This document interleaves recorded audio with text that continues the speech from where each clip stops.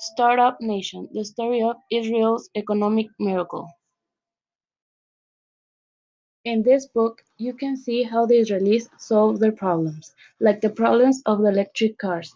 They propound their problems to questions like, is it possible? In the company where you're working, is there something more important or a bigger problem? What I liked about the story was that Shai Agassi was always motivated by Peres.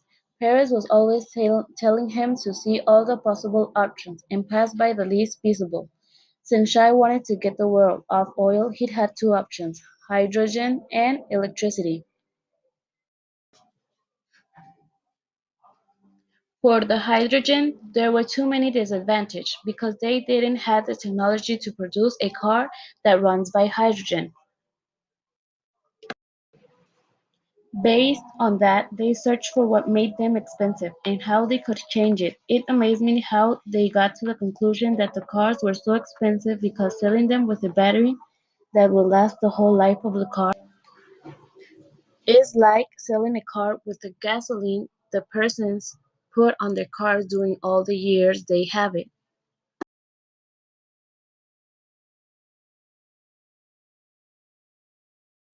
Like if you put about $100 of gasoline per week and the car lasts you approximately 20 years, that means $96,000 is added to the price of the electric car because it counts what it makes it run.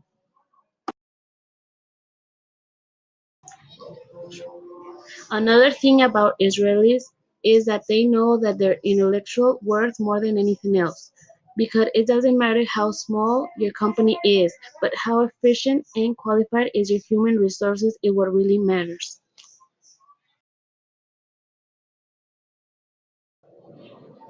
This happened to fraud sites. They knew their system to identify online thieves was better and faster than the one PayPal had. And although Fraud Science was a small company and not that well known as PayPal, they knew their production was going to increase throughout the years.